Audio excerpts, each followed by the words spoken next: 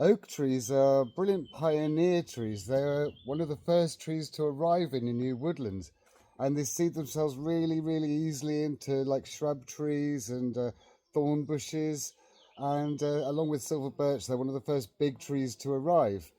And when you get an established canopy like here, which is largely dominated by oak trees, you find that the oaks can no longer successfully seed themselves. You tend to get more sort of ash trees, wild cherries, and beech trees, and chestnut trees that seed themselves more easily into this darker environment. And this because oaks are just not very shade tolerant. And you sort of think, well, are the oaks then going to be replaced by all these trees? Are the oaks not going to be able to survive in an established woodland? But that's not necessarily the case. A great many of these established tree trunks are oak trees, and if we follow them up, you can see loads and loads of oak just happily existing in the canopy. Here with this enormous oak tree really happily established here, but underneath it not a single baby oak in sight. Quite a lot of ash trees. What you tend to find is that different environments tend to be a niche for different types of trees. When the canopy gets higher, you get beech trees seed themselves profusely, but in this environment it's perfect for ash trees and wild cherries. Oak trees have this incredible advantage of longevity.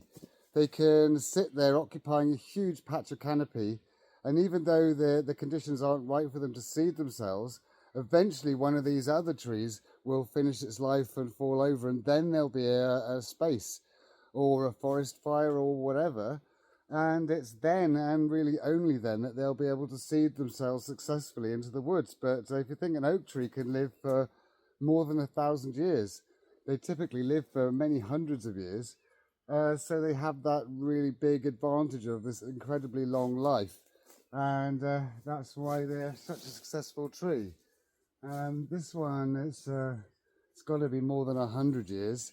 It's got a really, really wide trunk, and it's one of the oldest trees in the woods.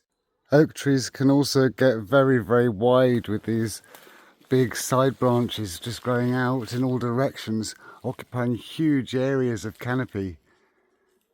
And you see a lot of the canopy is oak trees, just so many of them. In fact, if oak trees didn't have this one weakness, they would outcompete everything. So it's a good natural balance. Oak trees are brilliant for supporting other kinds of life. They're brilliant for supporting shrub trees and all sorts of plants and animals that live underneath them. And that's really good. Right from the base of the trunk, you have all kinds of plant life.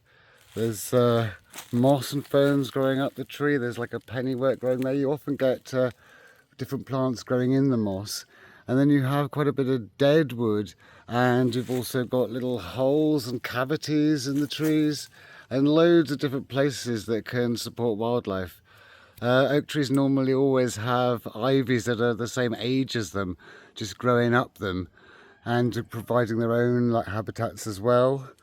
And so this dead wood that stays on the tree for ages and supports all kinds of things. Here you can just about see a straight line of oak trees where a hedge used to be, dividing field systems. And of course they're very quick once the land is disused to seed themselves profusely into that area. But then again, once the canopy is established, then they find it very difficult.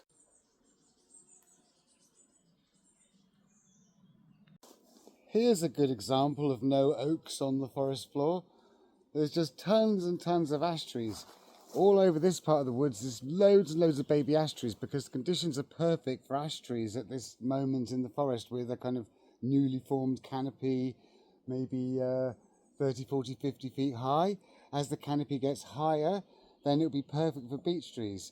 And you'd be forgiven for thinking, oh, one day this is all going to be ash trees and the oak trees will become extinct in these woods, but that just isn't the case. It's just that each tree has its own perfect niche, its own perfect conditions for growing. And also ash trees are very brittle. They are very prone to loads of things. They easily blow over and snap in storms. And they're not very good trees to climb because the branches do snap very easily. But one day one of these ash trees will be fair size. It will blow over in a storm, and then you'd have a nice sunny patch in the forest where oak trees can seed themselves. Oaks are just not very shade tolerant at all. They do like loads of light, and here these branches are advancing over this little woodland clearing here. Looking from just outside, you can see just how much of the forest canopy is dominated by oak trees, with their ability to arrive very early in the life of the forest, with these very distinctive loby leaves that they have here. If this field ever becomes disused, all these oak trees are just ready and waiting to set seed into here.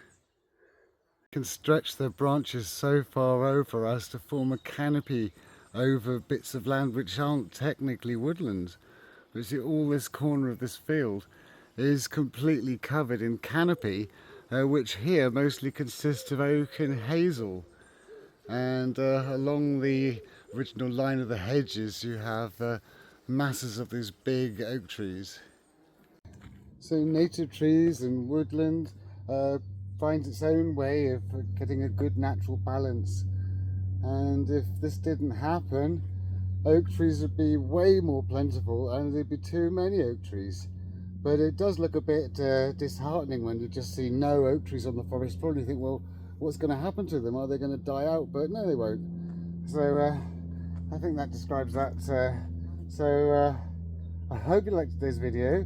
If you did, please like and subscribe. If you press the little me, which is somewhere down there, then you can see all my other videos. And I shall see you next time.